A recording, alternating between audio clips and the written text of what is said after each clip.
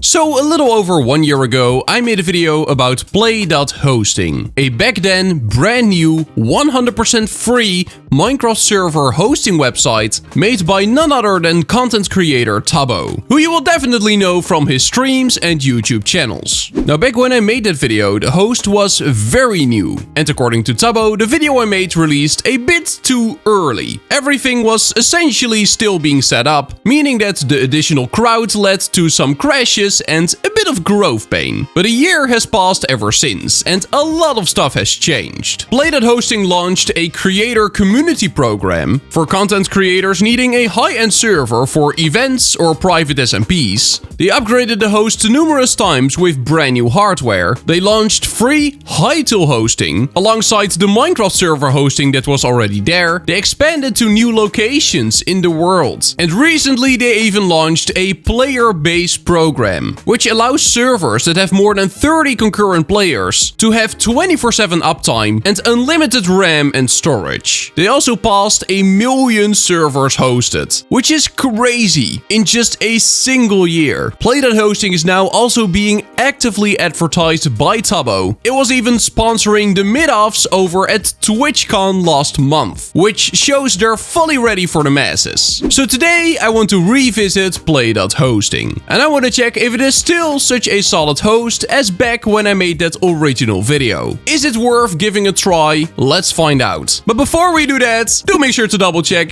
if you're subbed to the channel. The vast majority of my daily viewers are not actually subscribers. You may think you are subscribed, but you may not actually be in reality, so if you could just double check, I would appreciate that so extremely much.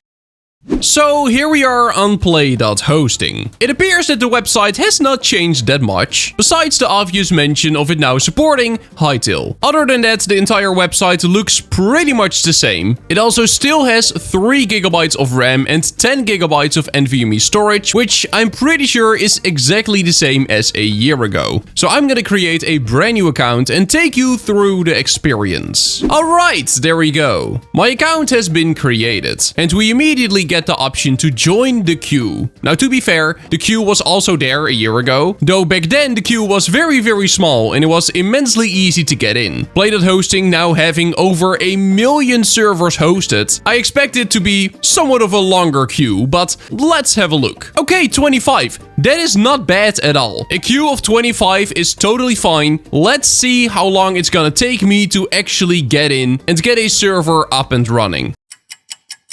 Okay, we're in. Would you look at that? So this took exactly 5 minutes. Of course, it does suck that there's a waiting time in the first place. Having a queue is never nice. And on platforms like Aternos, there is no queue whatsoever. But if it means waiting 5 minutes to get a server that performs better than anything at Aternos, that could be a worthy trade-off. It's 2 p.m., which means that in the USA, it's very early in the morning. And in Europe, most people are at school or at work. The queue was only 25 now. There is a very big chance, if you join later during the day, that the queue will be a bit bigger and therefore it will take a bit longer. But okay, enough yapping about the queue. We're gonna choose our game. I'm just gonna go for Minecraft. Then do we want a public or a private server? Okay, I'm gonna go for a private one, which just means that the whitelist will be enabled. We're gonna click on next. Then we're gonna type in our username. I'm pretty sure it will automatically up this account, so we're just gonna do Kasaisora. We click on add, and then we click on next. Oh, that was just for the whitelist. Got it. Here we can make ourselves OP by clicking on the OP button. Good to go. We click on next again. Now we can create our own subdomain. So let's create one, and let's make it say subscribe, because I would appreciate it a lot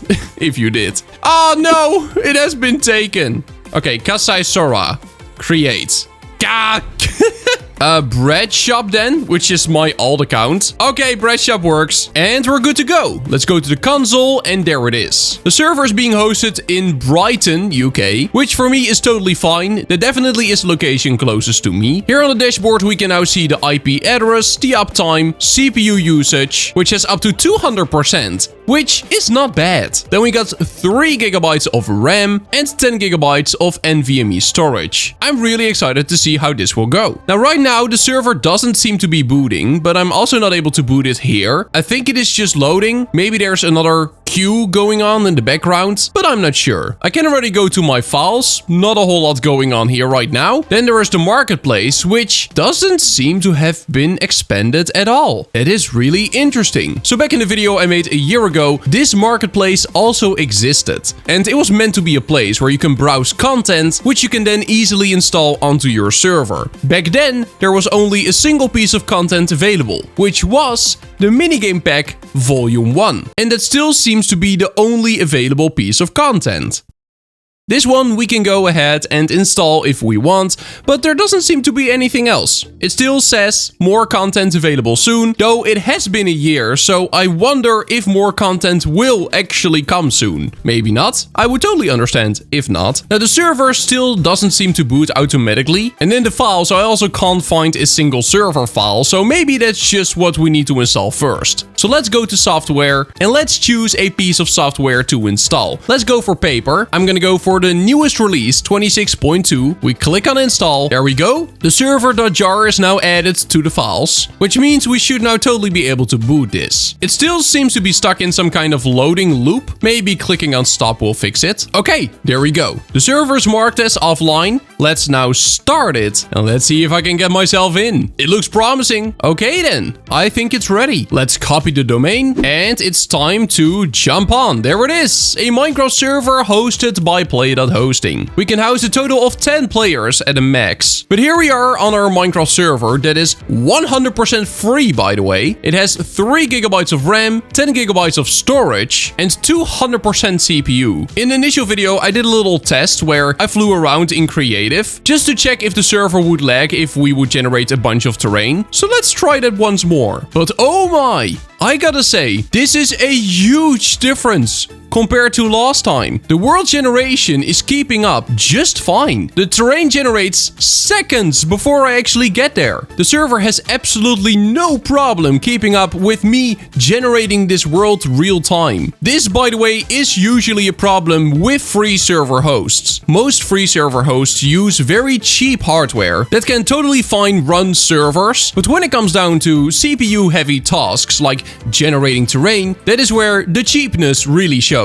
I don't get any of that here. I dare to say I'm kind of impressed by that. Now next up, let's install a few plugins, shall we? Let's navigate to the plugins tab here on the left and let's just get a couple. Vein Miner, sure, let's get it. World Edit is also nice to have. Tab, because why not? Aura Skills, because skills makes Minecraft a lot of fun. And let's also get Fancy Worlds to create some additional worlds on the server. After that, a quick reboot should do the trick. The server will now immediately become a lot more bulky because it's running a bunch of plugins. But seeing the performance just now, this should not really be an issue. There we go, it's already up. That literally took like 15 seconds. I like it. The server is using about 1 GB of RAM, which is not bad either.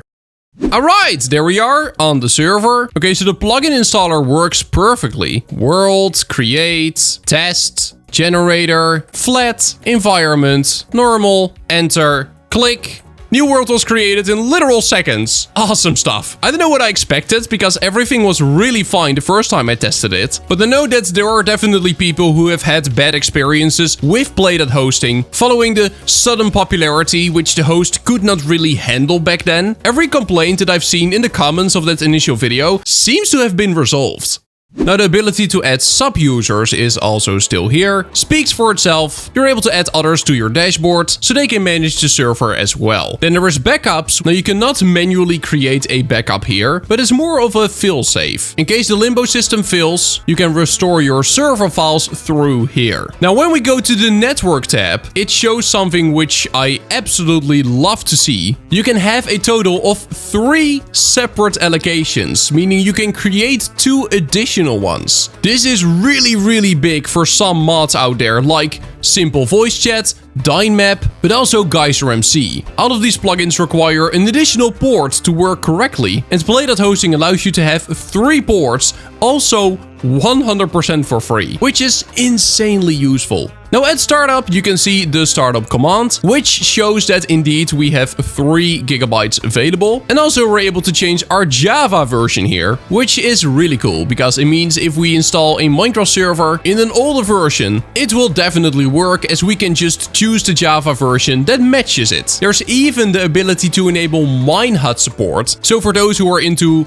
advertising their server through Minehut, it's a thing that's also possible. And through the settings at the bottom, we're even able to change our game to Hightail. Now this option being here makes me wonder, are you able to create multiple servers on a single account, or can you only have one? As far as I can see, you're only able to have a single server per account. When I click on the play.hosting logo in the top left, it'll just take me back to the dashboard. When I click on account, it allows me to do things like creating API keys, changing my email and checking my activity. But if we now go back, then it will once again take me to the dashboard. So I think you can only have a single server, which is not an issue. You can probably make multiple accounts if you want multiple servers. Something I am curious about though is how long will this server stay up if nobody plays on it? Aternos servers shut down really quickly if not a single player is online. I'm wondering what the case is for play.hosting. Okay, there we go. The server is offline. That took about 2 minutes. So 2 minutes of not having a single player online and it will shut down. Now this is of course totally fine and understandable. It is still a free Minecraft server host. You're able to get servers here 100% for free. This website supports itself through ads, which is why I would like to encourage every single person watching this video, keep your ad blocker disabled. I have hidden all the ads inside of this video as I don't want the video to be completely ad filled, but to keep a service like play.hosting free, having ads is really important.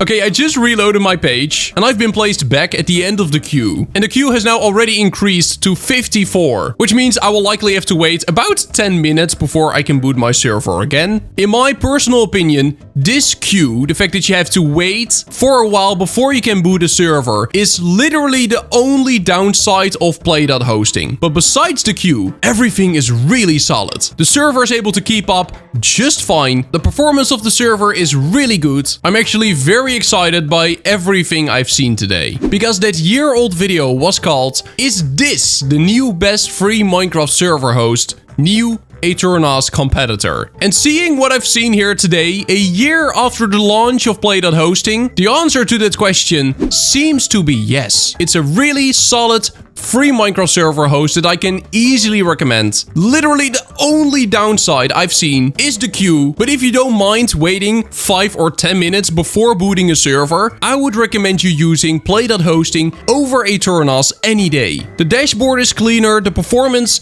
is better. I'm very impressed with what Tubbo has been able to pull off here. Anyway, that's gonna be it for today. Guys, thank you so much for watching. Do make sure to double check if you're subbed to the channel. Join my Discord. Thank you so much, channel members. And then I will see you in the next one. Bye bye. See you later. Bye bye.